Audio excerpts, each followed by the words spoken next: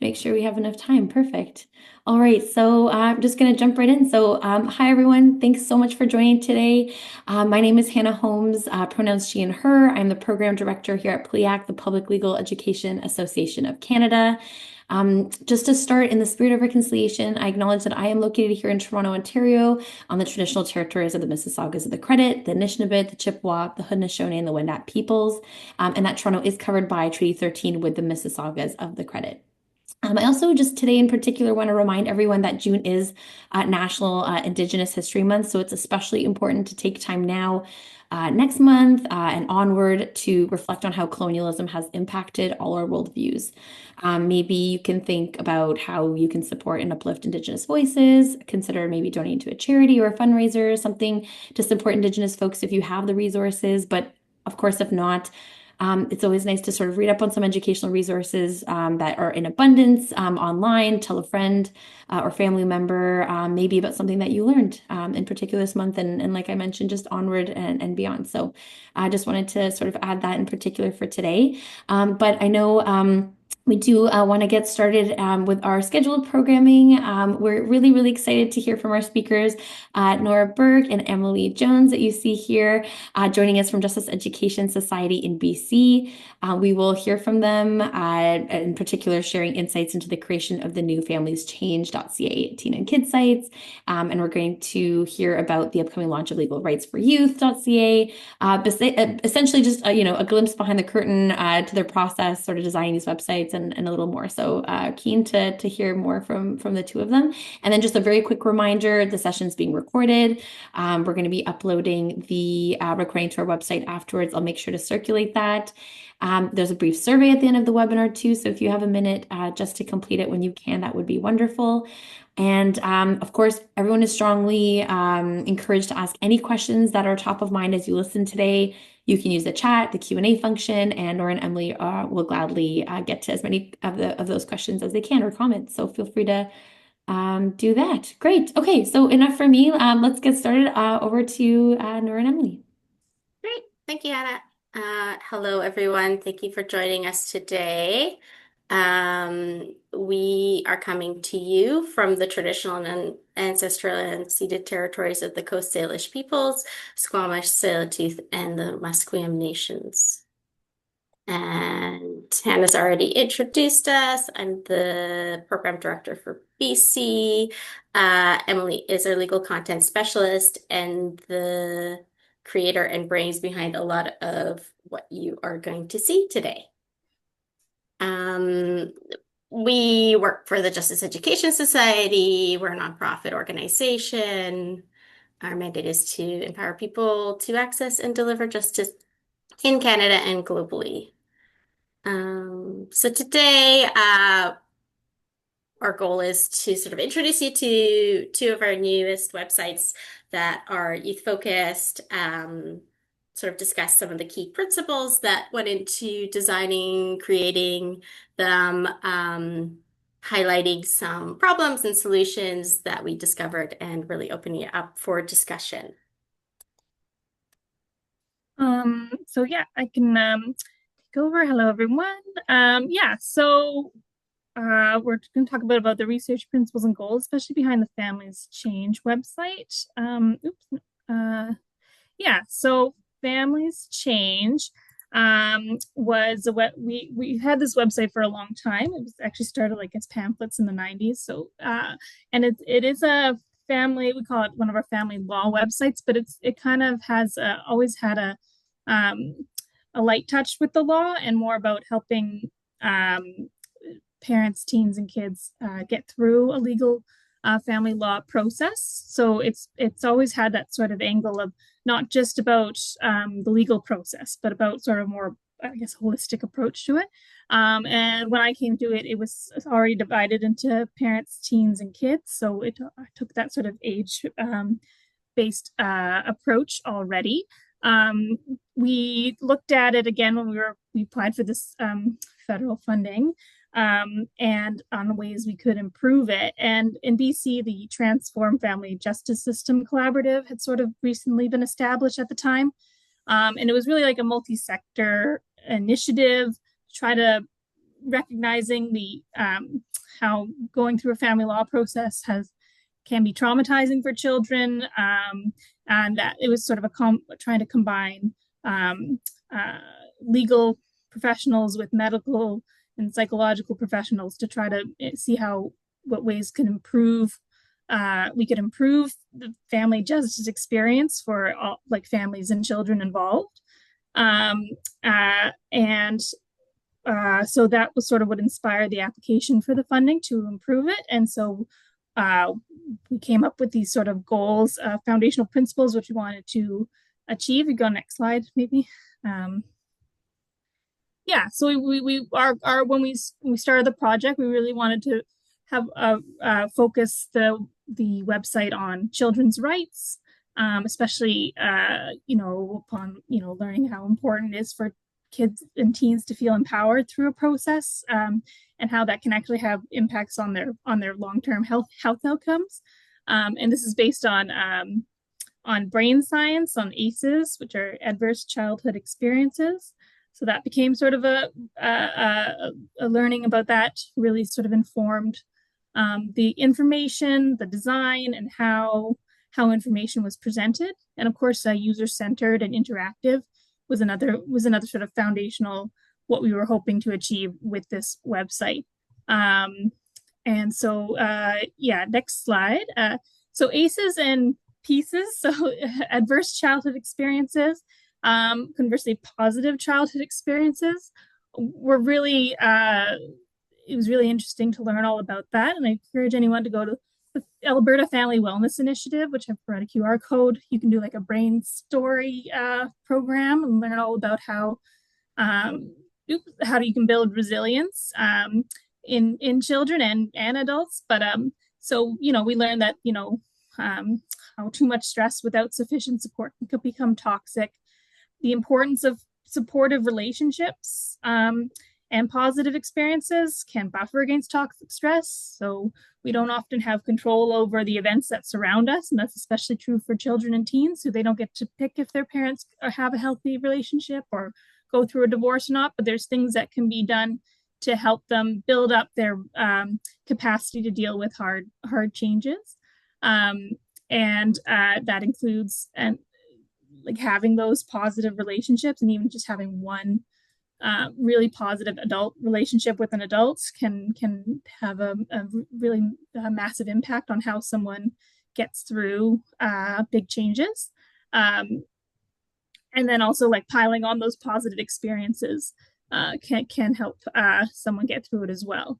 And then sort of like foundational building blocks of resilience are to learning our skills that can be taught. So learning to cope with emotions, learning to problem solve, and feeling empowered, which is kind of I don't know if it's a skill, but ways to help yourself feel empowered can build resilience. Yeah. Oops. So those were sort of our like big ideas, and then we went and did do some research, and we had a great researcher who surveyed parents, teens, and public sector workers, and also experts who work with teens and kids in the family law justice way, and also through counseling and psychology in that kind of way. So, but so if you click next, we say teens want more. This is sort of what we found through our things. Ways to connect with community was something they were really interested in. Especially ways to connect with other teens who went through similar circumstances. They wanted tips on coping with big emotions and dealing with like all the things that come up with going through court. They wanted to understand what their parents were going through a bit more, and parents also wanted them to understand what they were going through a bit more. So they wanted to have more knowledge about the law. I think that's sort of a theme I'm going to talk about a little bit more, that they always want the teens, at least the ones we had surveyed, were really hungry for more information. They wanted interactivity. They wanted to have hope. And then not conversely, but sort of like similarly, a lot of the teens really wanted this sort of a tricky one, but they didn't like it when our old website can be potentially kind of like glossed over a little bit of the hard stuff potentially. So it felt like it just didn't feel real to them. They wanted to have like some like acknowledgement of how dark it was, the stuff that they were going through. And I think it came across as potentially slightly inauthentic. So it's like interesting, you need to foster that hope. But also sort of teens have a sort of a nose for inauthenticity, and they don't like it when people just sort of sugarcoat things or like glaze over the surface a little bit. They thought like some of our old information was maybe too simple. Some people really want to do a deep dive into more in-depth analysis and avoid overly rosy pictures of hard situations.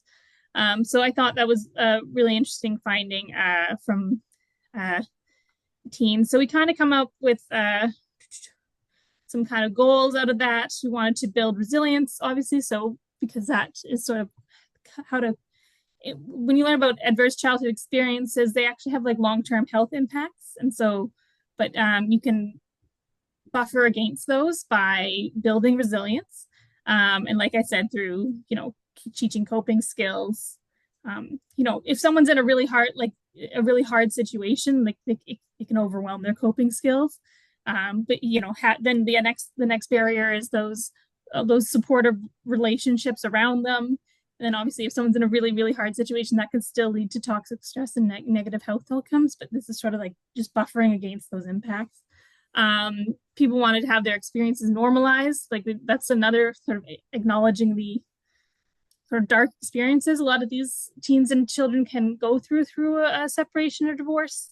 So, not recognizing everyone has different experiences. There might be some commonalities throughout. So that can become hard when you're writing a website for everybody. You can't acknowledge everyone, but at least like leaving that open that you recognize this isn't the same for everybody.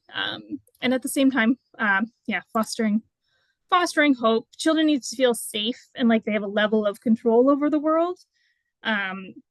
So focusing on like the things that they can control on became sort of a focus. Like a lot of this stuff like is whether they have those community supports and relationship supports and how their parents deal with it all is out of their control. So, and you can acknowledge that while also like this is what you can focus on, this is what you can control, and that's sort of where a level of hope can come from. And also while not underplaying what they go through, but also acknowledging that many children do get through this kind of scenario all the time, and having confidence that they can too. Okay, next slide, I think. So we kind of like connected, the way we sort of wanted to connect with kids is, emphasize, this is a family law website. I know like not everyone's going to plan a family law website, but, emphasizing that it's not their fault, putting wellness and safety resources on pretty much every page. That included Kids Help Phone and Hope for Wellness hotlines were almost on every page. As well as just sort of wellness tips, breathing exercises. We didn't keep all the the Families Change is an interesting one. It's one of our only national websites. Most of our websites are BC focused. So we kept the resource that we wanted to put resources on page, but because we thought putting them all in one section could easily be missed and just puts another sort of barrier between them and the resources, or another step between them and the resources. But because it was a national website, and we used to have on the old website, it was like every province and territory had their own website. It was not manageable for us to maintain 13 times 2 because they were all in French as well websites. So we kind of made it into one English and one French website. So the resources on page are sort of national general resources, and then they can go into the our resource section and find more ones more specific, but also just like letting them know about the kinds of resources out there. Like, did you know there's children's rights organizations? Did you know that there's lawyers for children? Like, you just letting them know like the kinds of resources that are out there so they can find them on their own. Try to break things down into pretty simple tips. And And then also using simple games and videos to sort of reinforce the information, like teach it to them in a different way, just to like capture different learning styles, and sort of reinforce the learning. So I think if we go into a page later, Nora, we can show them sort of they're pretty simple games like word searches, and we have like a Wheel of Fortune thing, or just things to make a little more movement on page, also make it a little more interactive. Yeah, so room for improvement. I think a couple things that we didn't really get to with the teens with this one, as much as I would have liked to, is including more real stories, again with like emphasis more on like normalizing, helping people connect.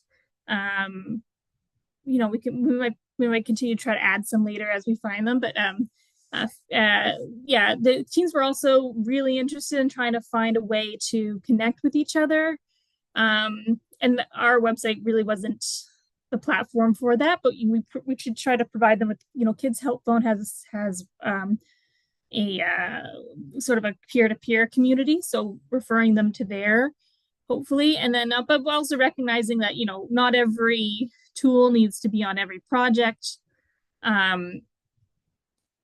so that we didn't do it all, but that's okay, I think. So we tried to incorporate a lot of what we learned from our teens, from the experts, but these are sort of like the sort of fundamental background ideas we were working with as we designed, especially Families Change, and then also that sort of bled into when we were making Legal Rights for Youth. Do you want to talk about this one, or sorry? Or I can go into it. Legal Rights for Youth is Nora, sorry, one second. Nora, are you doing this one? No, I thought you would do it. So Okay. I do that but I can if you want me to. No, I can do it. Okay, so let me know when you want to jump in. So Legal Rights for Youth is also a website we've had for a long time. It was really dated.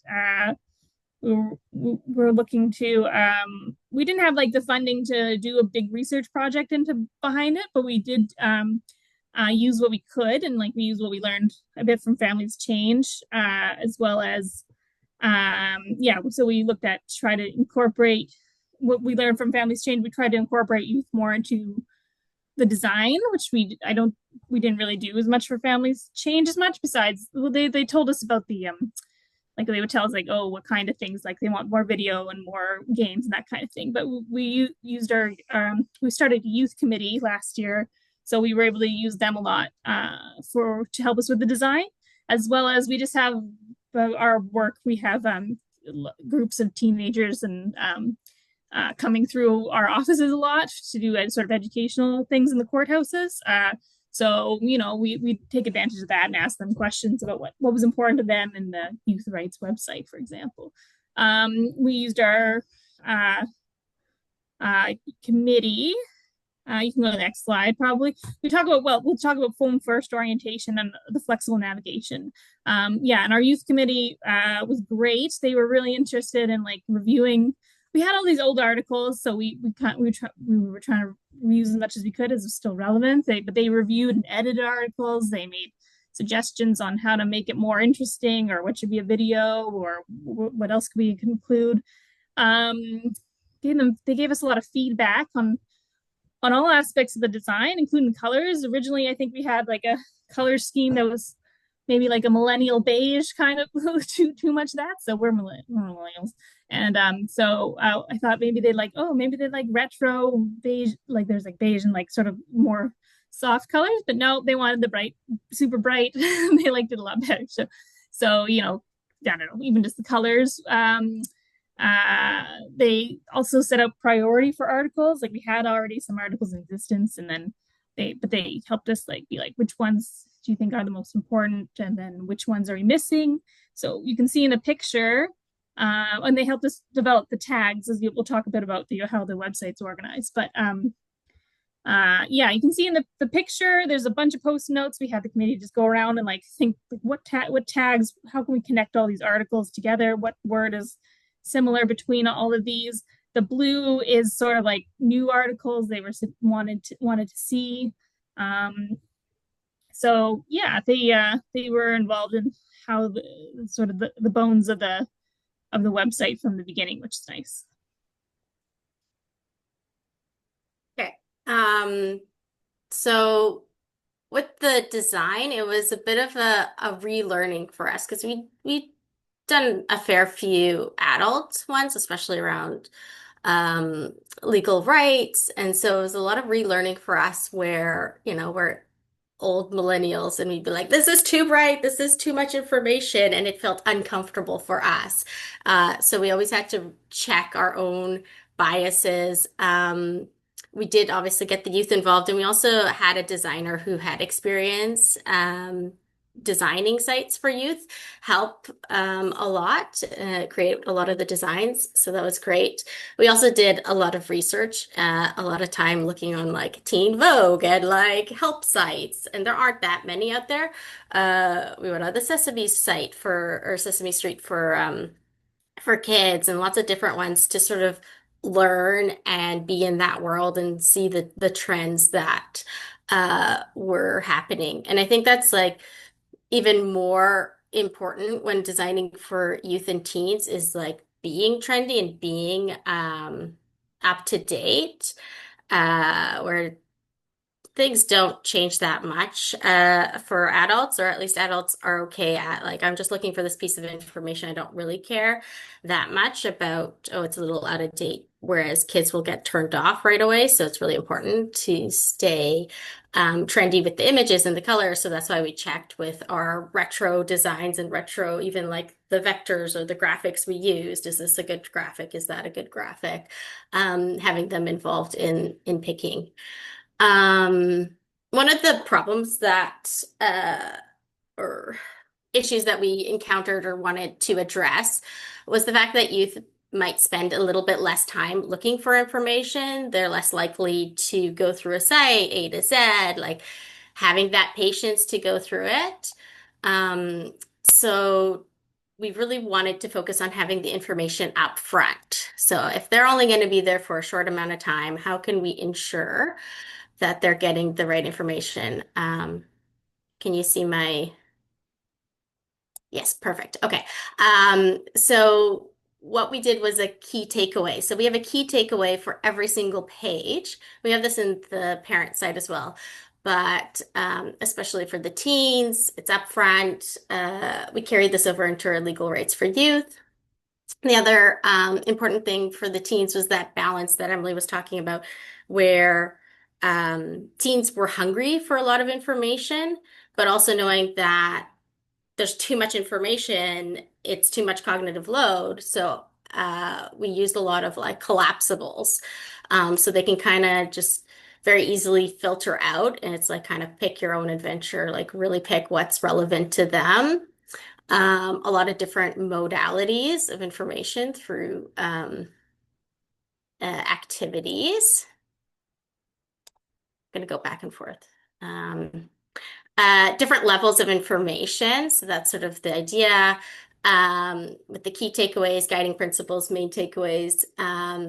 If you read, if they read or remember one thing, what should it be? I mean, we do this a lot with our curriculum development or our other educational programs where all our lessons have a big idea. So it made sense that why couldn't we design a website with that same principle? Level two was tips and tricks for achieving one. And then level three was like buried more in the collapsibles or within the activities, was a deeper dive, and might not be specific for everybody. But we still wanted to acknowledge that for different people, this piece of information might be useful to them. We also noticed there was different consumption styles. So a lot of the youth driven websites were really focused on sort of micro learning, so little tidbits. This is the generation that, goes through a lot of shorts and reels. And so it's like really small, little micro bits of information that they're used to consuming. So we did that with a lot of different call outs. So all of our pages would have different, like lots of, we pick about 5 or 6 different styles of call outs and repeat them. So it's a lot of big blocks of colors as well. A lot of little like articles relating to the article you're reading so that it drives that sort of blog-like style. And uh, for the kids side, what was something we learned kind of later in the day, which we wish we had known, is a lot of for kids, it's we had designed the content similarly how we had designed sort of parents and teens, where it's like, okay, there's this category, and you're going through and you're embedding like all the tips within the and the information and the videos that relate to that topic. But when we were going through and trying to figure out how to make that work for a tablet for kids, um, a lot of kids' sites actually broke it down by type versus by category. So we kind of have a mix. We do have it within the big categories, but within those big categories, it's videos. So we have a section for videos, we have a section for activities, and then a section for tips. So really broken down into style of I don't know, activity or interaction. Um, and so that was a little bit of a rework because we had done it the other way and then we had to redo it. So that was I wish we had known before. Yeah. We Um, also learned like apparently kids just like to click on everything. So like making it so they can just click around as much as possible and not worry too much about like a linear progression of information so much. But yeah, kids just like to click on things. So making more conducive to that. mhm. Um, So different device preferences. So really mobile first for teens. So it's really like scrolly. A lot of the features on it are like swipey, scroll, like you scroll with your hand, swipe. And then the tablet for kids first was very like touch, touch, touch. Everything is touchable. Things happen when you touch it. Audio plays, videos play, activity pops up, things like that. Um, that all leads into sort of the need for interactivity, not only from just like secondary research, but also the survey really highlighted how much they wanted that. So we had for I think this works. For the teens, we did so both on page interactivity where we'd have flip charts and things like that where we could embed it. Just breaking, it also helped break the information into more bite-sized pieces, like little bits of call outs, things like that, graphics where we could, videos, and then also these sort of activities that you can download. So you can preview it. That works. Mm. And then download them. And that's going to show you the kids one too. The other thing for both teens and parent and well everybody, but I found this like website. It's called puzzle.org. Anyway, you can find other ones, but like they're just sort of you can make games within them and then embed them into the website. And so we, things like word crosswords and word searches and the Wheel of Fortune thing or flip cards as well. Mhm. You can make those kind of games and they just like add a little more color and movement to the page. Yeah. So the fun memory games, different ones for kids, um, even like coloring pages that you can print out for parents to print out for their kids. Mhm. Um,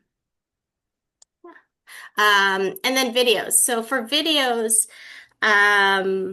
videos help with stickiness, so people stay on the page longer and a different way of conveying information and all that.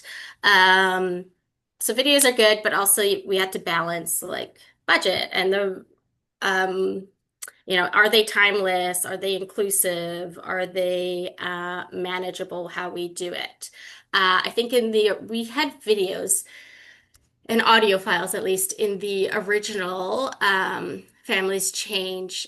And I remember this was like 9 years ago when we went and recorded things. We actually went and recorded kids kids who can't read. So it was a real struggle to get like authentic voices as well. It's being bilingual. We're in BC, so trying to get kids or teens or adults sounding like having a good level of French too was ch challenging, and all within budget. Like we don't have a big enough budget to necessarily hire professionals all the time. And then also just like the timelessness of it is important because, well, uh, things might change, especially for like legal Legalers for Youth, around the laws. And then, oh, am I going to be able to hire the same voice actor? Am I going to be able to hire the same actor if it's real people? So we did make a decision to have mostly animated style, so not real people. Videos, we used Vimeo. We also it was challenging to find the right characters, so went through a lot of different processes finding characters that worked. We couldn't find for the kids, um, we really wanted it to be like character narrator driven, so like a little bit more friendly. So we had a like five different animal characters that would lead the children through. They all had names, which was fun to come up with. There's Riley the raccoon, and picking animals that were inclusive and representative of Canada, which was fun. I'm just going to show you one. This is my favorite character. He's a frog. You have the right to share your thoughts and ideas about things that are happening to you. That means you can tell grown-ups what you think, and they should really listen. That's Frankie. Even if they can't always do exactly what you want, they should still think about what you say because your thoughts matter. Here are some tips for sharing your view on important things that impact you, like how much time you spend with each parent or what school you go to. Wait until your parents are calm and not arguing to share your thoughts. If it is hard to say what you mean, try writing a letter to your parents instead. If you are still worried about talking to your parents, try talking with another trusted adult first, like a school counselor. They might be able to help. Great. So yeah, the videos, we have lots of videos.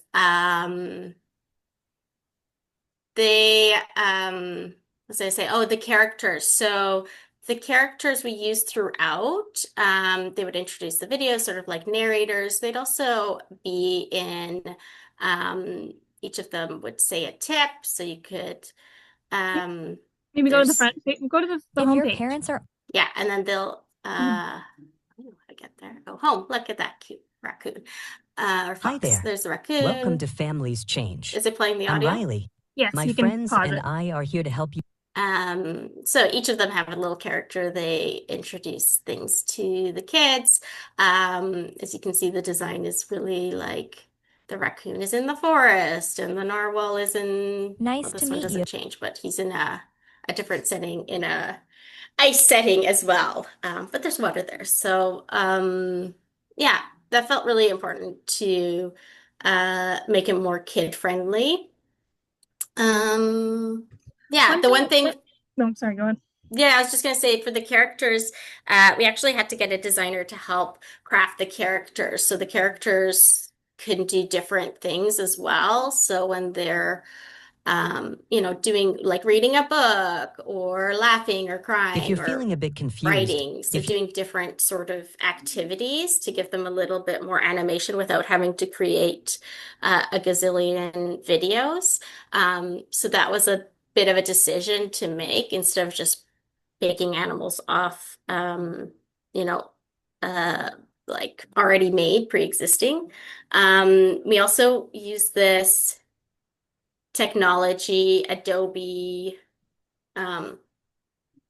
Adobe character animator. So we had the layouts for these characters, and then which it would, one of our staff would talk and say the things, so they'd be a little bit animated as well. So that was neat. The voices as well, they were AI generated voices, so yeah, it was just a lot more affordable. We did spend some time going through different voices and picking between different ones to say this one sounds less robotic than the other. They still This sound one, robotic. People don't seem to mind. Like they yeah. know it's AI, but people don't seem to mind. I think our designer, one of our digital lead, she actually like kind of created her own voices in some ways because Yeah. there was no like French kid voices basically, especially hard to find like Canadian French Mhm. specific. So most of the parents and teens videos are beyond. They were in the catalog there. There's lots, and you can pick and choose the different um, style of voice. But then for the kids, there's such limited. So she created this Microsoft Azure library where she could create the kids' voices, and then adult voices for the ones that accompanied the kids in those videos. So yeah, so that was interesting. Uh, the last thing I wanted to, I think this is the last thing we were going to mention was the classification of legal issues. Uh, it's always an issue when designing a website for the public, um, but especially true for the teens. So we ended up, it came to light very prominently when we would do these activities with classes. We would go in and put on our main legal topics, and have them come up with questions. We wanted to know what kids were asking, what their questions were, and then they put like post-its under these categories. And then you'd be like, oh, that is an interesting place to ask that question. It's like, I would never classify this issue as a crime or as employment or whatever it was. So it got us really thinking and, figuring out how the navigation would work. And then Emily was really inspired by this It's website, helpful. the Kids Help Phone, where they had this tagging system, and convinced us all to create this website that has a tagging system, so that kids can really pick and choose. I'm going to show This is you for legal this. rights for youth. This isn't on our Families Change, but That's right. So here you can go through Explore, and you could be like, oh, I want to know about, you know, let's say about police stopping me when I'm driving. So it's like under driving, these are all the different things in driving, but I want to say driving and police. And let's see if I can find it in here. Um, so far it's getting, additive though at this it's point. additive right now. Yeah, we're gonna switch that, but at least it comes up. So it's like drunk driving, different things. I can move. Because we didn't want to rely on like kids to realize, okay, well, I'm police. I deal with police, under crime. We have these big topics. Oh, here it is. Yeah. But maybe someone's looking for police. Do I go to driving or do I go to police and crime? Like there's no perfect fit for a lot of topics anyway. Or like discrimination might be in a couple different places, like working, but also we have a section called basic rights. We had previously we had a lot more like big topic sections, and so but it relied on someone being able to figure out the way through all our systems. So I mean there's still that, but it's because you could go to a big topic, so click on one of the big topics, and if you scroll down there's now we have articles, but there's not really like a linear progress, and people can search this way, or maybe they don't know, so they can go to the Explore and just click on a tag. And yeah, or if they want like a sub, like we don't have a category on privacy, but our sub tag is privacy, so you could just click on those sub tags, and just see, okay, I just want to know about privacy, and it also allows for a really iterative approach, so we can we have 30, 40 plus articles that we're launching with, but we want to continue to add as kids come up with different ideas or different needs. Yeah, So that allows us to keep the content fresh as well, and without having to like, oh, figure out how am I going to fit this all into this preconceived structure with sub navigation and everything like that. Yeah. I think that was the last one I wanted to show. Yeah. That's it.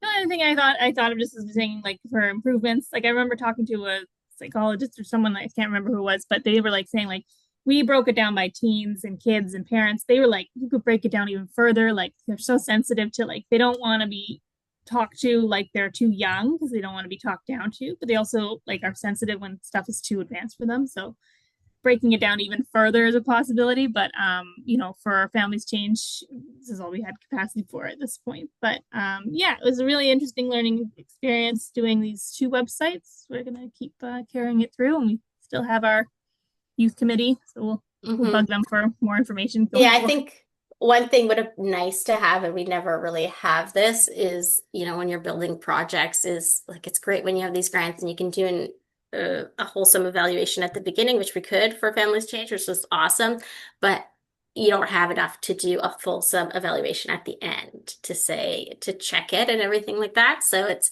more anecdotal or through like informal committees and things like that that we're getting feedback, which is good. But if you're able to, I would encourage to build that in, and I wish we could have. Yeah. And Families Change isn't technically it's a national website. It's supposed to be applicable to everybody. So feel free to, I don't know, use it or share it. Or let us know if you think Have changes any are needed. Yeah. comments, concerns, that kind of thing. Yes. Amazing. Should I stop sharing now? Sure, no, that's good. Thank you so much, Nora and Emily. I was just gonna say, no, we have just maybe a minute or two left. There's some really nice comments in the chat too, so that was really Thank you. Thank you, Joel. acknowledge that. And I wanted to also just ask a question quickly on behalf of someone here, try to make some time if you have a short enough response. So it says a big challenge for us with any newer websites or website updates or modernizing and including more media is the maintenance and upkeep over time. Any considerations you put into the feasibility or like ease of care and maintenance long term, either back end design or people power resources? I think it helped a lot that uh like we were able to do things as a team, a content team, where it's like Emily can create like the word game or like finding these apps that are easy to use versus like before we had created like a game and we had like a special technical person that you would never be able to afford without like a major grant. So yeah, so trying to do that, really we tried to strip it down to be like really easy to update. And same with like the voices, the AI generated voices. So most of it was in-house capacity. Yeah. Mhm. Yeah. Yeah, no one knew how to fix up the old Changeville, didn't know how to make that any different. So we didn't know. So yeah, hope like using this the puzzle thing or something like it, like at least it's like it's something you can it's an application you can add to the website and like it's pretty easy to edit. Yeah, and I was able to learn how to do the back and can make changes myself back end. So it took out a few steps of like yeah. That's great. I know I feel like that's a common question that comes up sometimes like, oh, this looks great, but oh my gosh, how are we gonna make sure it continues to look that way or have the capacity to continue? Appreciate that. And then how many people are on your youth committee and what is the age range? I think it's around 12. We just started this last year and we recruited through our contact with high school teachers that would like come through to they do like court tours with our education type team. And you know, we have all their emails, so we just like sent it out and they sent on their keeners. Age range, they're high school students. I think it'd be nice to expand beyond like right now it's lower mainland basically, so it'd be nice. I think we're going to try to expand like BC wide because you know we're BC. And then but it has been nice. We're really keen on coming in person every other meeting kind of thing, and I got them pizza every time, and they were just like they had lots of great ideas and they were all nice and great. It was like older high school kids mainly. Yeah, from grade 10 to 12, really. I expanded up to 25 though, but this is just our contacts and our first round. So yeah. I mean, we had some university students helping and stuff too a little bit. But Yeah, just recent grads. That's great. Well, that's wonderful. Thank you so much. I'm just looking, obviously, a few thank yous in the chat and everything. This was wonderful. I know we're out of time. We're actually a little bit over, so thanks everyone for Sorry. sorry. No, no, that's great. We can go for the full hour, but this, there's always more to say. So, I mean, I will just say that, of course, just a quick thank you to everyone who took the time to join today. The recording is going to go up in a little bit. I'll send another follow-up email. So take a look at the websites. They're looking amazing. I just want to say a big thank you to Nora and Emily. Thank you so much for taking time to share with us today. And in the email, if it's okay, I can CC the both of you. So if folks have questions or any follow-ups, we can kind of connect in that way as well. If anything else sort of comes up as we go along, but really excited to see how things kind of continue to grow for the websites and the wonderful designs that you've put so much time into. So really, really great. Thanks so much for sharing. And thanks everyone for joining. Thank you, everybody. Thank Thanks for all you. your nice comments. Thank you. Have a wonderful week, everyone. Bye.